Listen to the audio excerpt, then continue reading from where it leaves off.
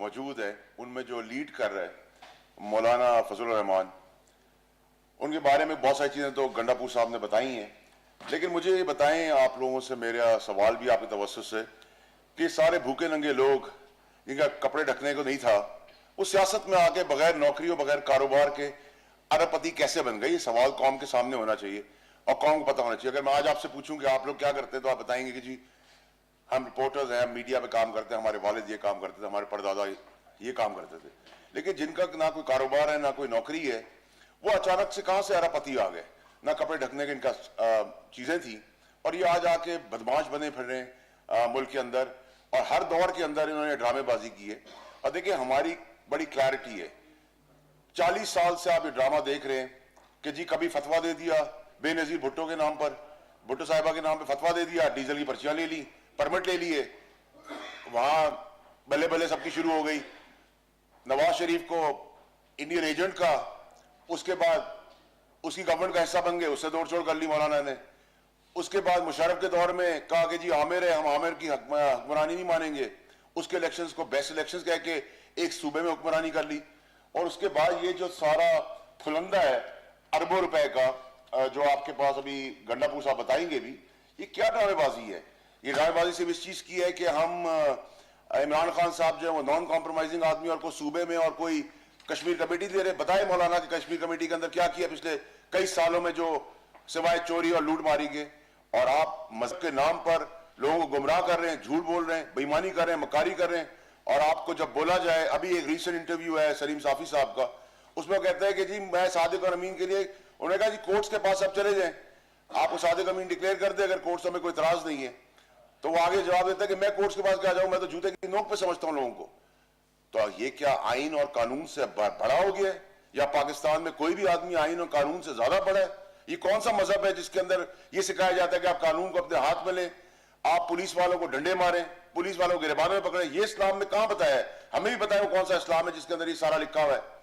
हम किसी की मुसलमान होने पर शक नहीं कर रहे, लेकिन हम किसी को ये हुकूमत मजहब के नाम पे आगे खिलवाड़ भी नहीं करने देगी। अभी अमीन गंडापुर साहब आपको चीजें बताएंगे, जिसके अंदर कुछ चीजें तो ऐसी हैं कि आप लोगों के तवज्जुह से आप लोग डिटेल्स भी देखेंगे। 25 लाख रुपए का घर है, 6 घर 25 लाख रुपए के। मैं आज आपके तवज्जुह से कहता हूं कि मौलाना 25 लाख का घर मैं 50 में लेता हूं, 75 में लेता हूं, करोड़ में लेता हूं, 1.25 में लेता हूं, 1.5 में लेता हूं, 2.5 में लेता हूं, 2.5 में लेता हूं, 3 में देता हूं, बैठे बैठाए इतना प्रॉफिट तुझे दे रहा हूं, बेचो। लेकिन आपको फ्रॉड सारे नजर आएंगे। आप इनसे पूछेंगे जी आपने क्या नौकरी की थी, आपका क्या कारोबार था, आपके बाप का क्या कारोबार था, आपके बाप की क्या नौकरी थी, दादा परदादा की क्या नौकरी कारोबार था? कोई जवाब नहीं है। आप लोग समझते हैं कि जूते की नोक पे धमका कर, गुंडागर्दी करके, बदमाशी करके आप गवर्नमेंट की हेड को चैलेंज करेंगे? आओ मौलाना साहब, कल की बजाय आज इस्तीफे दो, कल के बजाय आज इस्लामाबाद आओ, देखते हैं क्या इस्लामाबाद में तुमने पहले क्या किया। तुम समझते हो कि हम डीजल के परमिट दे देंगे, हम तुम्हें क्या कहते हैं जदादे दे देंगे, बेनामी प्रॉपर्टीज दे देंगे, अरबों रुपए के असासे दे देंगे? ऐसा कुछ नहीं होने वाला। जो करना है, टिल का जोर लगाना है लगा लो, लेकिन हम तुम्हें वार्निंग दे रहे हैं इस बार कि ये तमाशा जो तुमने मजहब के नाम पे शुरू किया हुआ गुमराह करने का, और जो मासूम बच्चे हैं उनको जो गुमराह करके सड़कों पे लाकर तुम चाहते हो कि उनके खून से होली खेल कर तुम इक़्तिदार पालोगे, हम ऐसा नहीं होने देंगे। गवर्नमेंट का आज से पीडीएम के अंदर गवर्नमेंट की 2 रिजर्वेशन है। एक, कोविड फैल रहा है, हम नहीं चाहते कि हमारे मुखालिफ जो कारकुनान हैं वो हमसे इख्तलाफ करते होंगे कि उनकी जानों से उनकी जानें खतरे में जाएं, उनके माँ बाप बूढ़े बुजुर्गों को कोविड लगे। और दूसरा ये कि हम मॉडल टाउन की तरह नहीं चाहते कि कोई क्रिमिनल्स हैं, ये अपने बंदों को पहले भी मरवा चुके हैं, आज भी तहरीक के नाम पे उनको मारकर इल्जामात लगाना चाहते हैं। और हम चाहते हैं कि वो कारकुनान जो मजहबी तालीम ले रहे हैं या वो किसी और पार्टी के पीछे खड़े हुए, उनसे मेरी गुजारिश है हमसे इख्तलाफ करें, हमें नहीं पसंद करते, हमें कोई प्रॉब्लम नहीं है, लेकिन अपनी जानों का, अपने माँ बाप का, अपने बहन भाइयों का ख्याल रखें, बुजुर्गों का ख्याल रखें। आपकी जान तो इंपॉर्टेंट है, आपके बुजुर्गों की जान हमारे लिए उतनी इंपॉर्टेंट है जितनी आपके लिए। और मैं आखिर में कहना चाहूँगा, इससे पहले कि मैं गंडापुर साहब के हवाले करूँ बाकी डिटेल्स और करतूत जो मौलाना के हैं, और आप लोगों से मेरी दरख्वास्त होगी मीडिया की DSNGs और कैमरास पूरे पाकिस्तान में जो जो चीज़ें गंडापुर साहब बताएंगे आपको, वहाँ आप लोग जाके खुद वेरीफाई करें, अगर हम गलत हों तो हमारा गिरेबान पकड़े, वरना इस मुनाफिक मौलवी का जरूर गिरेबान पकड़े। क्योंकि अब मौलाना को पता है, नैब ने भी इंक्वायरी कॉल कर ली है, उसमें भी वो ढिठाई की तरह कहता है कि जी एक पार्टी को बुलाया तो उनकी साहबजादी कहती है कि जी मैं पत्थर और गोले बरसाऊंगी, दूसरा ये कहता है कि मैं मुझे बुला के देखे। तो अगर जब बनाना रिपब्लिक की तरह मुल्क को बनाने की कोशिश कर रहे हैं, ऐसा कुछ नहीं होना। शहीदों को साथ, शहीदों की प्रॉपर्टियां भी आपने खा ली है, आपने शहीदों को भी नहीं बख्शा है, आपने खवातीन को नहीं बख्शा, आपने किसी आदमी को नहीं बख्शा। ये कौन सा मजहब है, कौन सा तर्ज सियासत है, कौन सी इस्लाम है जिसके अंदर, शायद मौलाना साहब को मुझसे ज़्यादा इस्लाम पता हो, मैं उस पर डिबेट नहीं करूंगा, लेकिन जितना इस्लाम मुझे पता है उसके अंदर ये सारी चीज़ें जो है उसके बरख है जो मौलाना कर रहे हैं। हम इस्लाम के साथ भी, मजहब के साथ भी खिलवाड़ करने नहीं देंगे। और जहाँ तक मौलाना का ये सोच है कि वो जूते की नोक पे सबको रखता है, आईना कानून से बालातर है और अदलिया के लिए या तहकीकाती इदारों के लिए ऐसी बात करेगा, तो उसको बताना चाहिए कि हम उसकी सियासत को जमी बोस गाड़ देंगे और हम उसकी सियासत और उसकी बदमाशी को अपने जूते की नोक पे समझते हैं। गंडापुर साहब आगे बताएं डिटेल्स प्लीज। बिस्मिल्लाहिर्रहमानिर्रहीम। जैसे आपको मालूम है कि मैंने 3 सवाल किए थे जिसका जवाब मुझे नहीं मिला, और अब मैं कानूनी माहिरीन से बातचीत कर रहा हूँ और अदालत में मैं इसे ये जवाब लूँगा, इसको जवाब देना पड़ेगा। एक सवाल मेरा था अजीत दोवाल के बारे में, किसकी उससे मीटिंग हुई और उस पर क्या बातचीत हुई, कौन को बताए, इसने नहीं बताया आप तक। अजीत दोवाल जो कि मौलाना फजल रहमान, ज़ाहिर बात है उसके बारे में ही बात हो रही है। उसके बाद जो है आपका दूसरा मेरा था कि जो इसने आज़ादी मार्च की थी उसमें, उसके दौरान बैन अवी क़ुव्वतों से इसके राब्ते थे और कश्मीर की काज को सबोटाज करने के लिए इसने जो हरकत की है उसके ऊपर ये जवाब नहीं दिया, अदालत में इसको देना पड़ेगा। तीसरा कि इसको पाकिस्तान में शिया सुन्नी फसादात करने के लिए फंडिंग हुई है, उस बारे में भी इसने जवाब नहीं दिया। ये जवाब तो अदालत में इंशाल्लाह मैं उससे ले लूँगा। इसके साथ जो ये खुद साख्ता सादिक और अमीन अपने आप को उस दिन एक प्रोग्राम में कह रहा था, उसके बारे में मैं ये कहूँगा कि जो चीज़ें हमने पहले बताई थी, अब आपके तवज्जो से पता चला हमें कि नैब ने उन सब लोगों को बुला के इन्वेस्टिगेशन शुरू कर दी है और ये जो चोरों का सरदार बना हुआ है उसकी वजह यही है, इसको पता चल चुका है कि इसके खिलाफ गिरफ्त तंग हो चुकी है और अब ये गिरफ्त में आ चुका है। इसलिए ये धमकी आमेज लहजा, इदारों को धमकियां देना, ये कहना कि जी मैं जूते की नोक पे रखता हूँ, मेरे कदमों के बराबर नहीं है, ये क्या मैसेज दे रहा है पूरी दुनिया को और पाकिस्तान को, ये बिल्कुल काबिल कबूल नहीं है। अब खुद सादिक और अमीन साहब ने, ये वो डॉक्यूमेंट्स हैं जो इलेक्शन कमीशन ऑफ पाकिस्तान उन्होंने खुद जमा किए हैं विद एफिडेविट। वो जदाद है तो इन्वेस्टिगेशन हो रही है, सवालनामा भी जा चुका है, सवालनामे का जवाब मुझे यकीन है कि नहीं देगा, लेकिन इसको देना पड़ेगा, इसको इदारे मजबूर करें इस बात पे कि जवाब दे उनका। अब इसमें ये लिख रहा है, इसकी एक प्रॉपर्टी है DI खान में जो इसने खुद मानी है इसके अंदर एफिडेविट के ऊपर, और मार्केट वैल्यू लिखी है उसकी। ये इसका एक DI खान में एक 40 कनाल के ऊपर एक बंगले, एक नहीं बंगलात हैं इसके, 6 बंगले हैं इसके, और उन 6 बंगलों में कौन रिहायश पजीर है, उसमें एक ये खुद है, एक में इसके वो 2 बेटे जो कहते हैं हमारा कोई कारोबार नहीं है, इसमें 2 इसके वो भाई जो कहते हैं हमारा कोई कारोबार नहीं है, और एक इसका वो भाई के जो TNT में भर्ती हुआ, पाकिस्तान की तारीख में एक ऐसा अफसर जो TNT का मुलाजिम था और वहां से DMG बन गया, और कैसे बना वो भी ये जवाब दे इस बात का, और जिन हुकूमतों ने बनाया उसको वो भी जवाब दें इस बात का कि क्या थ्रेट थी, यही ब्लैकमेलिंग और बत्ताखोरी जो मौलाना करता रहा है हर हुकूमत से, उसी के सबब ये बनाइए। अब ये उसमें लिख रहा है, उन 6 बंगलों की कीमत ये लिख रहा है 2.5 बिलियन, 25 लाख रुपए। अब मैं आपको शेयर कर दूंगा वीडियोज उनकी बार बार से, और आपसे ये दरख्वास्त है कि आपके चूंकि मौजूद है हर जगह पे नुमाइंदे, अंदर जाके इसको अपनी ये तलाशी देनी पड़ेगी, क्योंकि तलाशी वो नहीं देता जो चोर होता है, और अगर ये चोर नहीं है तलाशी दे, आप इन बंगलों को जाके चेक करें और एवेल्युएट करें इसको कि क्या ये बंगले 25 लाख रुपए के हैं, आपको पता चल जाएगा कि कितना सादिक और अमीन ये शख्स है, खुद साख्ता जो बना हुआ है। दूसरी इसकी प्रॉपर्टी, एक और बंगला इसने, 2 बंगले इसके शो किए अब्दुल खेल अपने गांव में, उसकी वीडियो भी आप देख लेना। एक बहुत बड़े हाथे पे एक कवर एरिया में वो 2 बंगले बने हुए हैं और कीमत लिख रहा है उसकी 15 लाख रुपए। तो ये कौन सा ठेकेदार है, ये कौन से बंगले हैं जो इतने कम पैसों में बनते हैं। फिर नीचे लिख रहा है अपनी फर्नीचर की वैल्यू, ये इसकी अपने डॉक्यूमेंट है जो इसे जमा कराए हैं 60,000 रुपीज। आप जरा चले जाए मौलाना साहब के अपने ड्राइंग रूम में, जो एक कुर्सी से बैठ के इंटरव्यू देता रहा है कई दफा, ये उस एक कुर्सी की कीमत भी 1 लाख से ऊपर होगी। और ये 6 बंगले और फिर ये 2 बंगले और उनके अंदर फर्नीचर की टोटल कास्ट 60,000 रुपए, ये कौन से एक मजाक है। तो पहले तो इसका ये जवाब दे।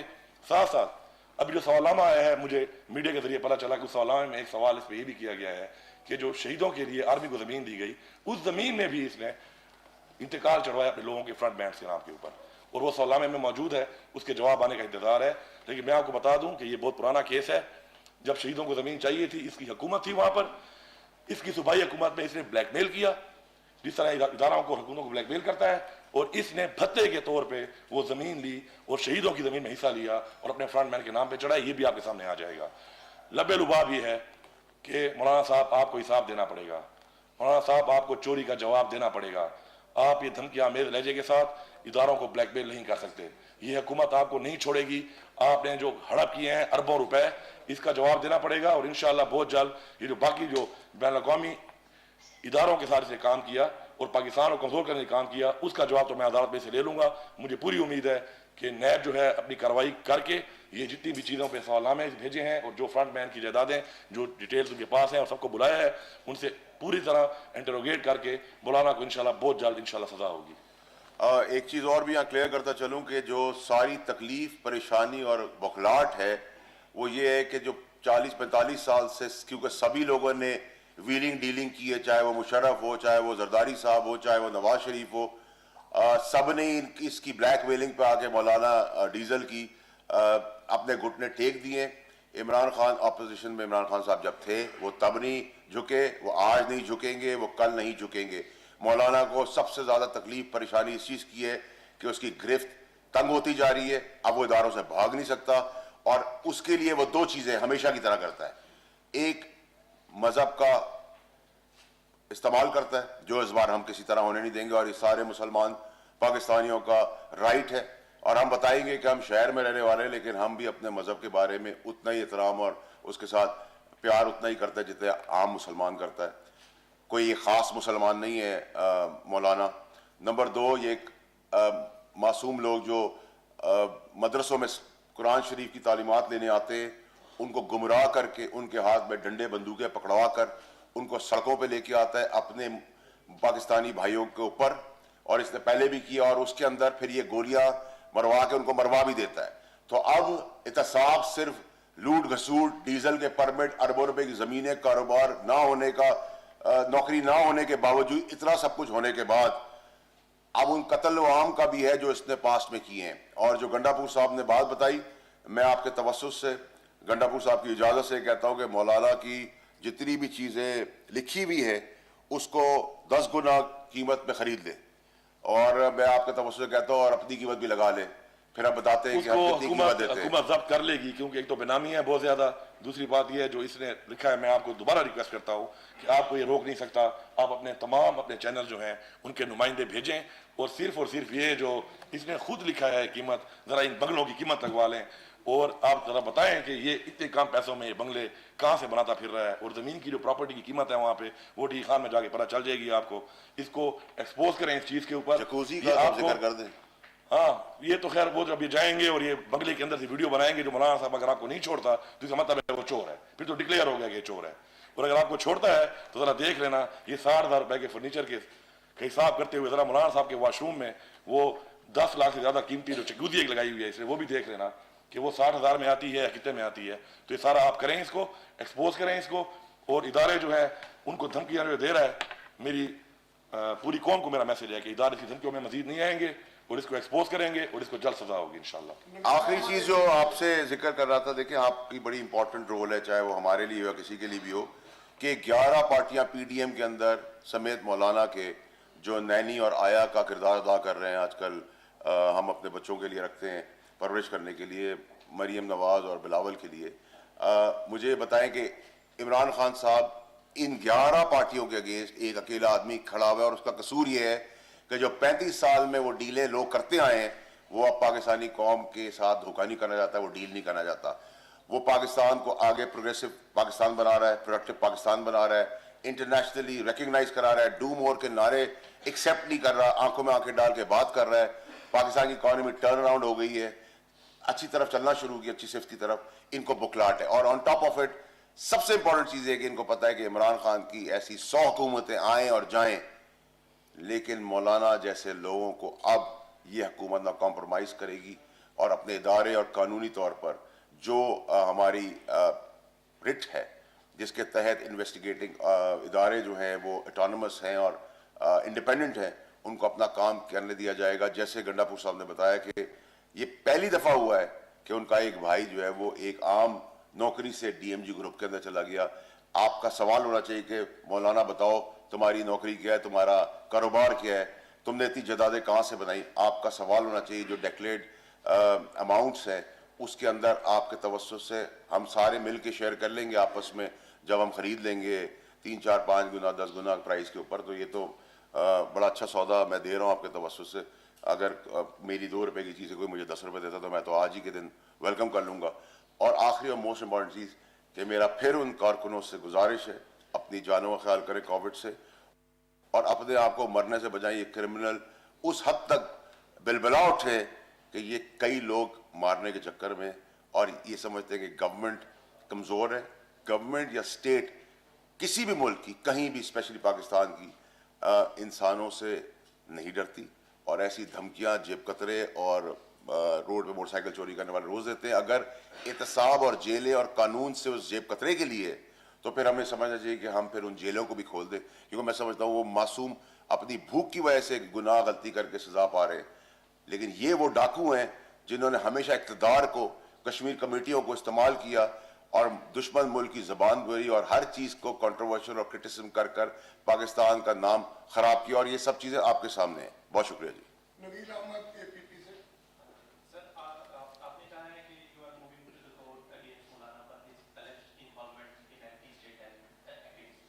So आपकी जो आपके लीगल एक्सपर्ट्स के साथ डिस्कशन हुई है, क्या आप इनके खिलाफ गद्दारी का मुकदमा करेंगे, कोई ट्रेजन की मतलब चार्जेस के लिए जाएंगे? इसके बारे में जी मैंने जिस तरह बताया आपको, कानूनी वायरिंग से बातचीत हो रही है और पूरा केस तैयार हो रहा है, और जैसे वो मशवरा देंगे उसके मुताबिक ही जो दफात लिखते हैं उन्हीं दफात को ही आगे रख के इसको हम लेके जाएंगे। उसके सबूत इंशाल्लाह हमारे पास मौजूद है और इंशाल्लाह बहुत जल्द आपके सामने आ जाएंगे। ये केस जाते हैं तो ट्रेजन का केस होता है। अब देखें, मैं तो चूंकि कानून का माहिर नहीं हूँ, मैंने बताया कि माहिरीन से बात हो रही है। जब वो केस हम इंशाल्लाह फाइल करेंगे तो आपके सामने आ जाएगा। वहाब कामरान समा से। सर, फैसल साहब ने तो गोली लगा दी है मौलाना के जयरादत की। आप कितनी ऑफर करते हैं मौलाना समेत मौलाना के? मैं जी इसी रिश्ता कहूँगा, चूंकि मैं डी खान में रहता हूँ, मौलाना की बहुत सी चीज़ें मुझे पता है। ठीक है, मेरी एक्सेस उसके वॉशरूम तक नहीं है, उस जकूज़ी तक नहीं है, लेकिन मुझे पता है कि लगी हुई है। इस तरह उसके ड्राइंग रूम तक भी नहीं है, लेकिन मुझे मालूम है कि वो कितनी फर्नीचर कितने का है और ये बंगले की कीमत क्या है। लेकिन मैं इतना गारंटी करता हूँ आपको कि जिसको इसने लिखा है 25 लाख रुपए, ये टोटल प्रॉपर्टी और ये बंगले जो हैं ये 30 करोड़ से कम के नहीं है।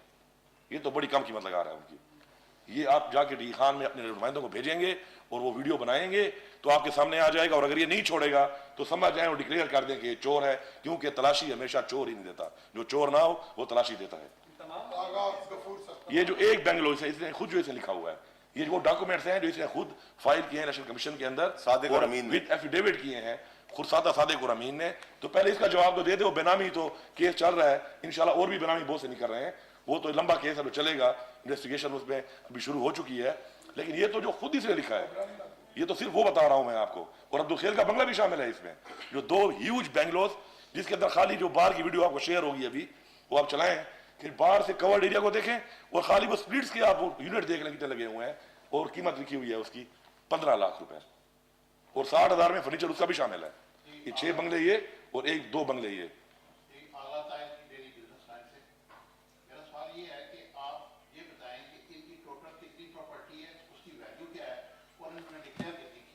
ये जनाब, ये जो हमने लास्ट टाइम प्रेस कॉन्फ्रेंस की थी, जी जी जी, एक ये बताएं कि जब ये इन्होंने धरना दिया था तो किस डील के तहत ये यहाँ से उठे थे, वो अभी तक आवाम को नहीं पता। वो वही डील है जो थर्ड ये है कि मौलाना साहब को के खिलाफ अभी आप नैब में जा रहे हैं, तो 2.5 साल तक हुकूमत कहाँ थी, उस वक्त उनको नजर नहीं आ रहा था कि मौलाना साहब ने जाकर उन्हीं जायदादें बनाई हुई।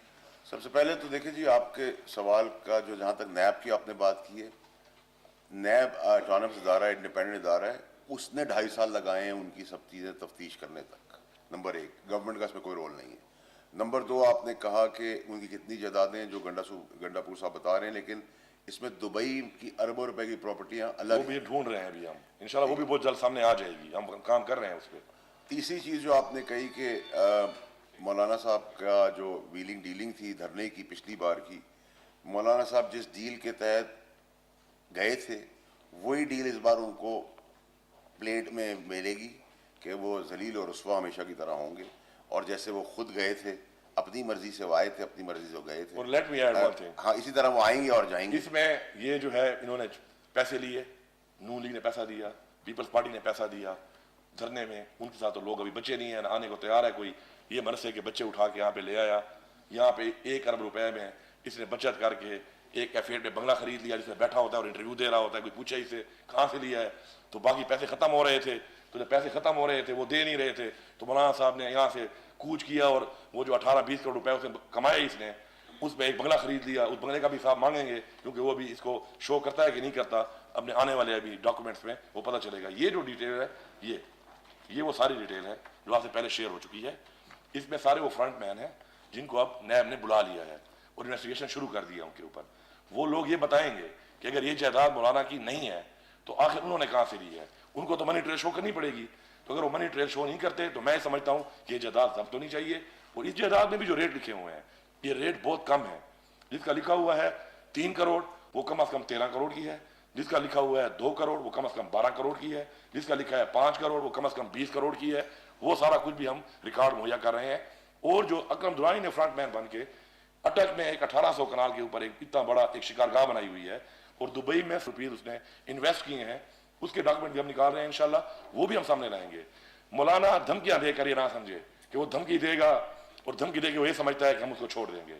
ये धमकियां नहीं चलेंगी, ये ब्लैकमेलिंग मजीद नहीं चलेगी, बत्ताखोरी नहीं चलेगी। शहीदों की जमीन इसने भत्ते से ली है और नैब के सवालनामे में वो शामिल है कि बताओ कि तुम्हें ये जमीन क्यों ट्रांसफर हुई है। ये जवाब अगर नहीं देता तो समझे चोर है।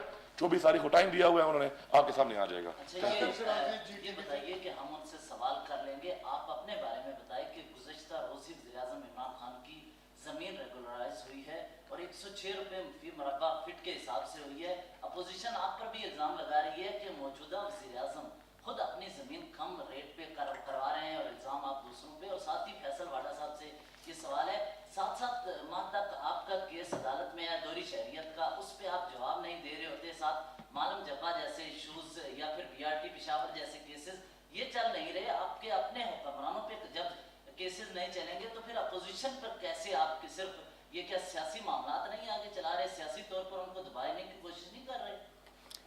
देखिए, जहाँ तक आपने मेरा सवाल किया, मेरा जो भी केस है वो कोर्ट में चल रहा है और कोर्ट का सब एहतराम करते हैं। ना मैं कोर्ट को धमकी लगा रहा हूँ, ना मौलाना की तरह बदमाशी कर रहा हूँ, ना किसी से भाग रहा हूँ, नंबर 1। नंबर 2 ये कि मौलाना नैब में चले जाएं या कोर्ट में चले जाएं, गंडापुर साहब ले जा रहे हैं, कोर्ट जाने और मौलाना जाने, वो उनको सादिक अमीन कहते हैं, हम सादिक अमीन मान लेंगे, वो उनको चोर डिक्लेयर कर देते हैं, हम चोर मान लेंगे, नंबर 1। नंबर 2 ये कि जो जहाँ तक आपने कहा अपोजिशन की बात, अपोजिशन को हमने कहीं नहीं कहा, हम तो बचपन से ही कह रहे हैं कि ये चोर हैं, बेईमान हैं, लेकिन अब तो कन्विक्शन जो है वो कोर्टों ने दी है, तो कोर्टों का तो एहतराम आप पे भी लागू है कि कोर्ट ने नवाज शरीफ को कन्विक्ट कहा है, भगौड़ा का है, मफरूर का है, तो ये मैं तो नहीं कह रहा हूँ, तो कोर्ट ने कहा है, इश्तिहारी का है, कोर्ट ने कहा है। कोर्ट हमारे लिए जिसने कह देगा उसने आपका सवाल बनेगा, हम आपको जवाब देंगे इंशाल्लाह। थैंक यू जी।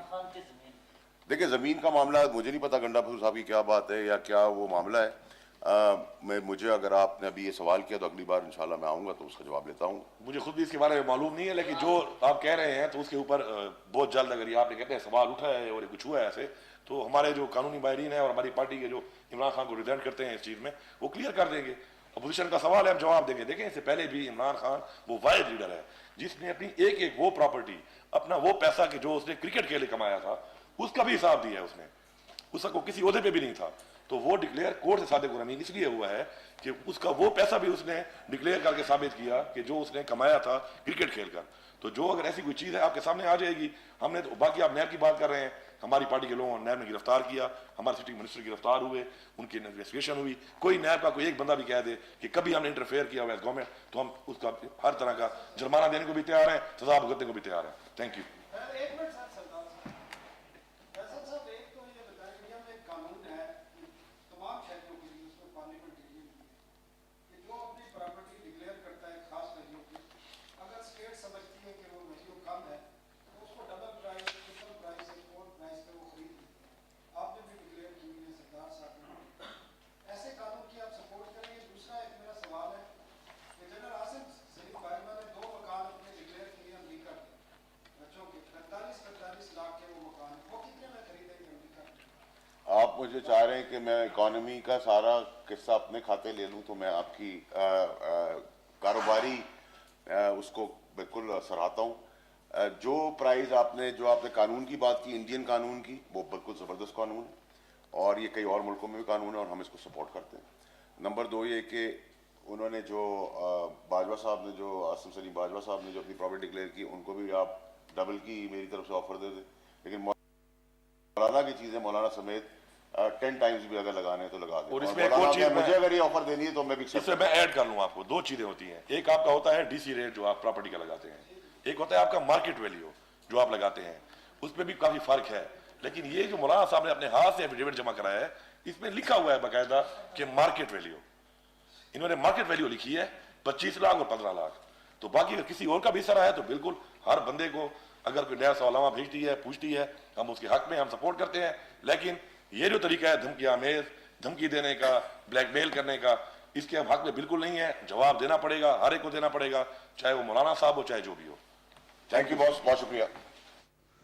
वफाकी वज़ीर आली अमीन गंडापुरा और फैसल वाडा इस्लामाबाद में मीडिया से गुफ्तगू कर रहे थे। उन्होंने कहा कि आइन और कानून की पासदारी का सबक हमें ना सिखाया जाए।